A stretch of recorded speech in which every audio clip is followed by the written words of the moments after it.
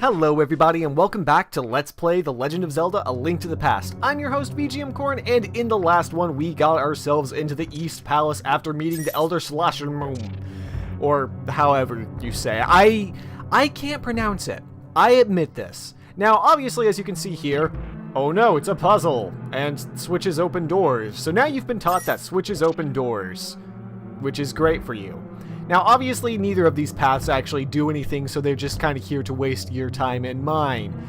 Now, again, I have not played this game, so I will be wandering around the dungeons like a little lost puppy or child. It'll be great.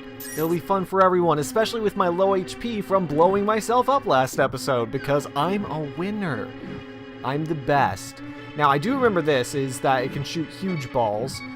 But it didn't. Instead, it just shot one little ball, which I took to the face, and now I have beeping. Beeping being the thing that will destroy your soul. Oh hey, thank God, a heart. Really, beeping is kind of... It's a Legend of Zelda thing. It is a constant in this series that you will beep, or the game will beep, if you get low enough on HP, just to indicate how bad you are. Now, I remember these guys, the easiest way to kill them is to just poke them with your sword. Poking with your sword doesn't do quite as much damage. And another thing I remember is that you always want to kill all the enemies in a room because they usually drop treasure. That's just kind of how it goes. Now, obviously, we can't get over there from over here, so let's try the other way. Now, again, I don't actually remember these dungeons, so if you don't want to see me wandering around dungeons madly, confused, running away from that thing which is a fairy type thing, then you have come to the wrong Let's Play, because this will be insane. Also, those guys do drain some of your magic as well as a heart when they hit you, so be warned, because after I take a hit, you know. Anyways, map. Map means that we can go ahead and see that this dungeon is not very long and that we've already explored a lot of it. Actually, one thing that a good friend of mine, Mr. Devious, said is that these dungeons are not near as long as I remember. Because, again, the last time I played this game was when I was 10, or somewhere around that age, and yeah. I remember them being big, long, epic dungeons, but then again, I also remember Hyrule being just this massive place filled with love and happiness. And I don't know, those both are terribly wrong things. Alright, you can actually hit these guys if you're careful with your spin attacks and your sword swings, but that's kind of what you end up having to do, is just rapid fire swinging. Thankfully, the AI is not smart enough to not get poked. And here we have a challenge room. I actually remembered this because all these dry bones, that's probably not what they're called. In fact, I'm probably going to call everything by the wrong name, and people are just going to watch this and just be like, why? What's wrong with you? But that's okay. It's okay. I forgive myself. I hope you forgive me too. Okay, so now we found, that. It's a compass. Now, I know that there's a gigantic chest down there, and we haven't talked about the fact that, you know, gigantic chests are awesome. But we can't unlock that giant chest without the proper key to open it. Because chests, you see, are extremely well guarded. And I did miss a couple of paths over back to the left. Sorry about that stutter. Video stutter. I don't know why that's happening. I need to look into my recording equipment. But either way, did I actually come back here and there's nothing over here? Oh, there's a treasure chest. Well, I showed you where to get 1,000 more, or 100 more rupees. If I had shown you where 1,000 rupees were, that would have been way better. But, no. No, I'm not that good. And I never will be. I'm sorry.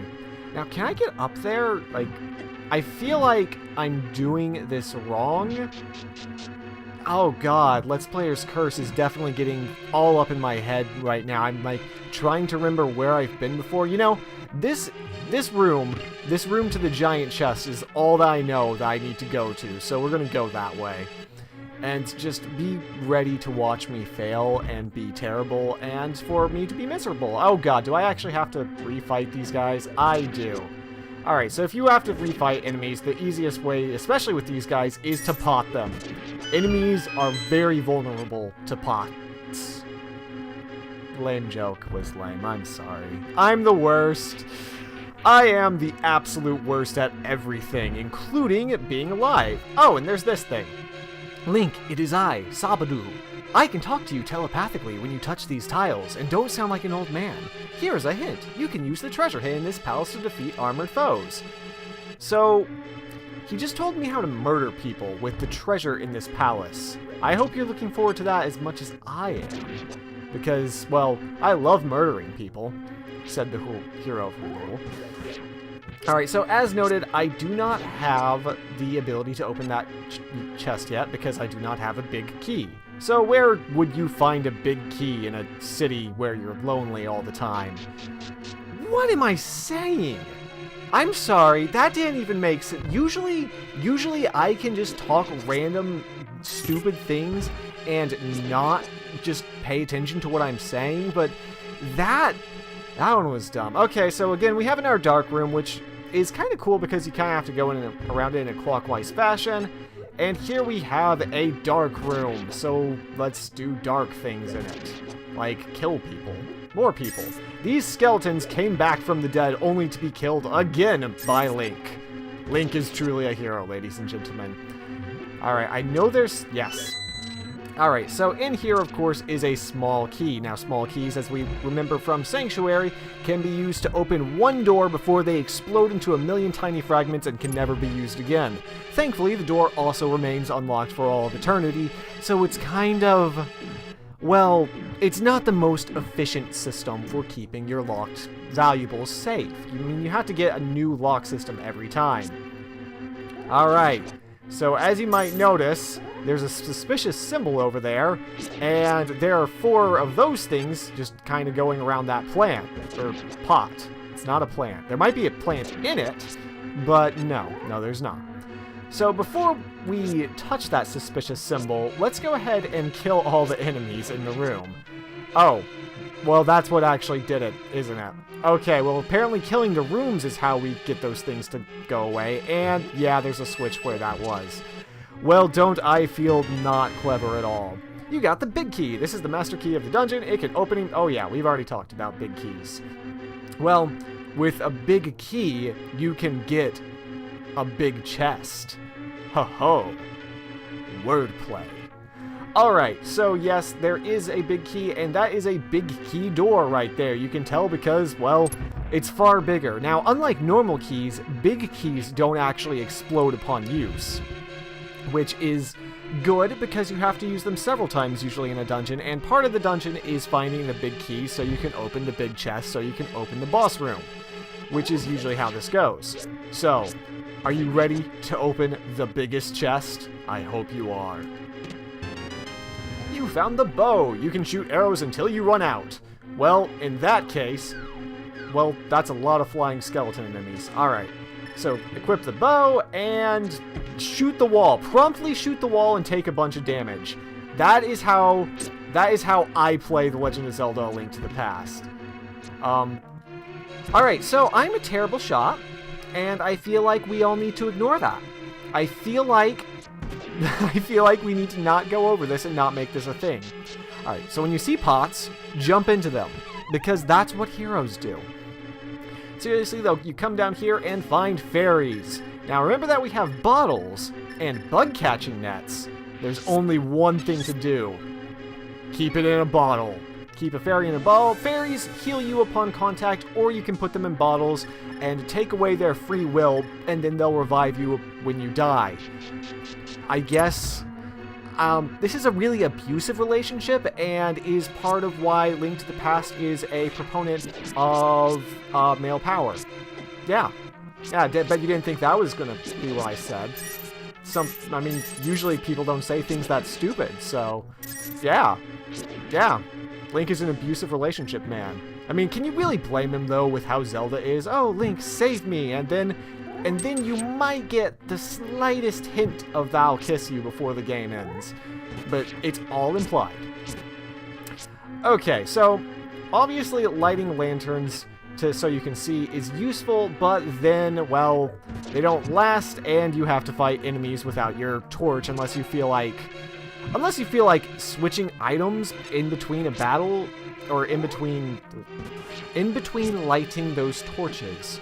But if you're like me and extremely lazy, you probably won't do that and waste a whole bunch of time. Because you're really good at wasting time. Oh my god. I am so bad at I just want you to... I just want to be good. That's all I want, and I can't have it. I'm sad. Okay, so this is a treasure room. There are lots and lots of blue rupees, and also things that will hurt you if you touch them. So, don't. Excellent. We actually have a ton of money. 593 rupees. Link could just go retire off of this, maybe. I don't know. I mean, the currency in this game is always kind of weird. So, going back up the stairs, we find a lit room, which maybe means I'll take less damage, but probably not. And, of course, we have to grab these pots and find the switch. This will be a constant of all the Zelda dungeons, is finding the switches that activate the doors and all of that good kind of stuff. Now, I am so bad at everything. This is... Oh my god! Okay, we're gonna try this again. Alright? Yeah! Look at those mad skills. I don't even have to be fighting in these guys. Oh god, I just closed the door. Please be hearts. Okay. Okay. Well, now you have pure confirmation, if you didn't have it already, that I am the worst player of games in the world. Also, this is the worst room ever. One of these switches will open the door, but until then, you're going to be assaulted by balls. So many balls. Alright, we're out of the balls room. Thank God. Those guys can really get some air, but the spin attack does kind of messes with the hit detection of them. Red guys, I don't know what they're called, I'm sorry. The red ones, though, I think they take 2 arrows to the face. Yeah! 2 arrows to the face, and the boss room is open, which is not actually normal. Usually you will use the big key to get into the boss room. Oh, wait, we're not actually there. Oh, yeah, cool spin attacks. Okay, so, when you can, do try to save on arrows. Well, apparently I'm still bad. Okay, maybe red guys don't take damage from pots. Maybe that's what's going on here. Aside from taking less damage, I apparently have a depth perception issue on 2D planes. That is what we've learned today. Okay, there we go. That's better, except for I wasted a few arrows. And there we go. Now, is this the boss room? Maybe? Yes? Yes. Alright. Well, that's a lot of Stalfos, guys. I actually don't remember what they're called. I'm so bad at this. I am so bad at everything. I told you that this would be a very weird run-through. I hope you were listening and believed me. Alright, so the idea here is mostly that they are going to run around and dance, and you're going to use the dungeon item to kill them and stop their dance routine, because it's terrible. I mean, look at that. They're just kind of hopping around in circles. Who cares? That's for toddlers. I mean, maybe they are toddlers. I wouldn't put it above Link to kill toddlers. Last one turns red and does super flying stomps across the land, and you can kind of smack him with your sword if you can't hit him with your bow. The bow does do more damage at this point in the game, though, so do try and get those shots off. I don't remember how much damage it takes, though. Oh, well, not much. Alright, their dance routine is ruined because I murder all of them. We get a new piece of heart, and the pendant falls on the ground. Heroic music. I am the savior of everything. It's great. It's going to be a good time, guys. You won the Pendant of Courage. Take it to Slobaloo. 2 pendants remain. Alright. So, now, whenever you beat a dungeon, you actually get teleported back to the entrance of the dungeon, which is kind of cool, but if you missed any treasure chests, then it's kind of sad. Because, well, then you don't get treasure. I mean, you can go back in and get treasure, but I'm not going to be near that consistent in this, so... yeah. Now we need to go back to the old man TM and tell him that we succeeded in getting the pendants. And see what he has to say about that. Or, well, pendant, not pendants. Alright. So, quick qualifier here. Mr. Debius told me that my voice is needed to work, and what I should do when I'm talking to people is to put my mouth in a strange position and then just talk like that. So whatever comes out of my mouth from this point on in voice acting is his fault. Oh, you got the pendant of courage. Now I will tell you more of the legend. Oh god, we're not doing that. Alright, we're trying a different mouth position. 3 or 4 generations ago, an order of knights protected the royalty of the Hylia. These knights of Hyrule were also guardians of the pendant of courage. Unfortunately, most of them were destroyed in the great war against evil that took place when the 7 wise men created their seal. Among the descendants of the knights of Hyrule, a hero must appear. I see. Link, I believe you. You should get the remaining pendants, and carry this with you. This is a treasure passed down by the families of the wise men. I want you to have it. He gives you the Pegasus shoes. Now you can execute a devastating dash attack. Hold the A button for a short time. A helpful item is hidden in the cave on the east side of Lake Hylia. Get it. Alright then, is that all you have to say? Yes it is. Okay, well that voice was just absolutely god-awful. That was like old nerd kind of... Oh, that was bad. That was really bad. Alright, well you can blame Mr. Devious for that one. Anyways, these are our new fancy boots. Basically, you start dashing, and then you dash. Now, you said that a useful item is hidden on the east side of Lake Hylia, and I actually remember what that is, so we are going to go get that right now. Because I think we're relatively close to that, maybe? No, we're going over here, and we're here, which means we will be crossing a lot of bridges. A lot of bridges. Alright. So this is one thing that Legend of Zelda will have you do between each dungeon is kind of go around exploring the world map and looking at interesting things. Like this cave. What could be inside this cave? It's a shop. No one cares. Okay. No one cares about shops. They really... You should not need shops, essentially, in this game. This is Lake Hylia, so we need to get to the east side of it and kill this guy with a bush. Not a bush, with an arrow. Oh, hey, you can arrow joust. Oh, yeah, I forgot that. That's kind of cool. Is this another fortune teller? I don't know who's in here. It is another fortune teller. Well, if you get stuck and you can't get to Kakariko Village, this is the fortune teller for you. He's the discount fortune teller. I don't know. I don't know if he's actually the discount fortune teller. I'm just kind of making things up as I go along at this point. You should probably be aware of that. Okay, how do you get to East Hylia? Let's see. Oh, we need to go a little bit to the left. Okay. Okay. Well, in that case, I'm going to keep getting hit by all kinds of things. It's going to be great. It's... Oh, God. Alright. So, yeah. There are a lot of hidden items in The Legend of Zelda: A Link to the Past. This is actually one of the things that makes it one of my favorite games of all time, that I've only played once, is just how much is hidden on the world map and how much you don't need to get. There are secrets everywhere, like this fairy. I will soothe your wounds and comfort your weariness. Close your eyes and relax. And she heals you. The giant fairies are actually extremely useful, especially later in the game where you have so much HP that when you have like 4 or 5 hearts left, like the entire amount of HP that I have now, the game decides that you're in low health and critical condition and that everything is bad. Alright, dashing is the fastest way to get around Hyrule, by the way, so, well, unless, you get hit by electric cactuses. Electric cactuses ruin everything, including my dreams. Oh, and those are floating explosion guys, because they explode into babies. Because Hylia apparently... Oh, and there's a fairy in that bush, because Hylia is just... Hyrule is just the weirdest place that I've ever been in. It's fantastic. I am actually getting a lot of glitches. I will check my recording equipment after this video. I'm not sure there's entirely a whole lot I can do about it, though, unfortunately. Alright, so, oh hey, look! A cave on East Hylia. This must be what he was talking about.